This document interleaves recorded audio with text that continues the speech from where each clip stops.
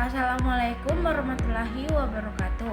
Perkenalkan, nama saya Imelda Mulyani dengan NIM F1C1222074. Di sini saya akan mempresentasikan materi dengan judul sumber pencemaran udara. Baiklah, tanpa berlama-lama, mari saja kita masuk ke materi pertama.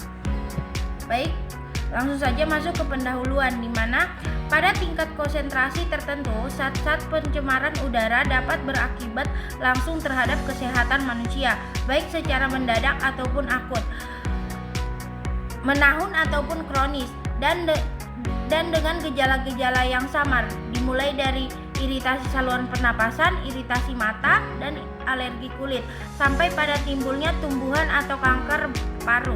Gangguan kesehatan yang disebabkan oleh pencemaran udara dengan sendirinya mempengaruhi daya kerja seseorang, yang berakibat turunnya nilai produktivitas serta mengakibatkan kerugian ekonomi pada jangka panjang dan timbulnya permasalahan sosial ekonomi keluarga dan masyarakat. Baiklah, kita masuk ke sumber-sumber pencemaran udara. Di sini sumber pencemaran udara terbagi menjadi dua. Yang pertama itu pencemaran secara alami, di mana ada letusan gunung berapi.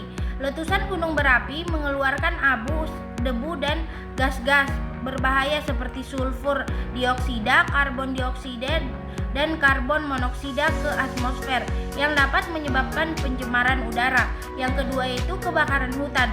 Kebakaran hutan alami yang disebabkan oleh panas matahari atau petir juga dapat menghasilkan asap yang mengandung berbagai polutan seperti karbon dioksida, karbon monoksida, dan sulfur dioksida.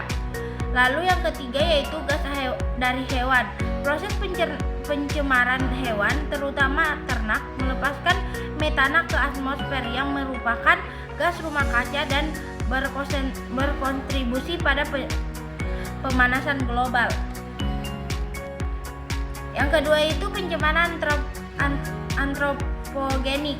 Yang pertama itu kendaraan bermotor. Asap kendaraan bermotor, terutama yang menggunakan bahan bakar fosil, mengandung berbagai polutan seperti karbon monoksida,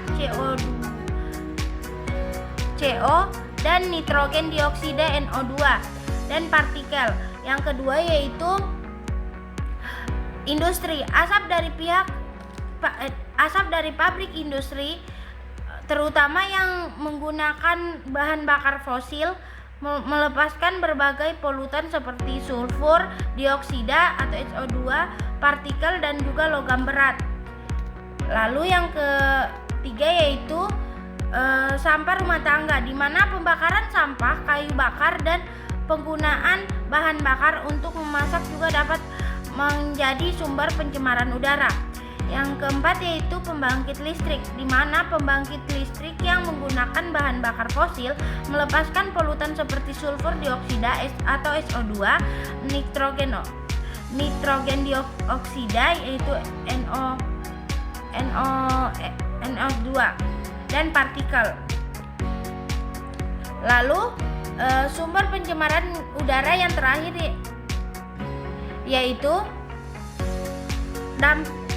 dampak rumah kaca pada pencemaran udara, yaitu matahari berperan penting dalam efek rumah kaca, dapat menyebabkan pencemaran udara dan perubahan iklim.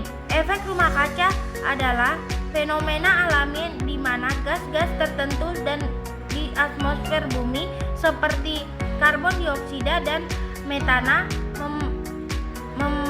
merangkap panas matahari, menjaga suhu bumi tetap hangat.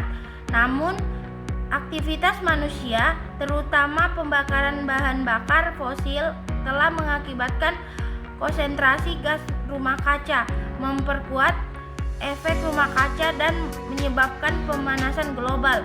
Pemanasan global ini berkontribusi pada perubahan iklim dan pencemaran udara.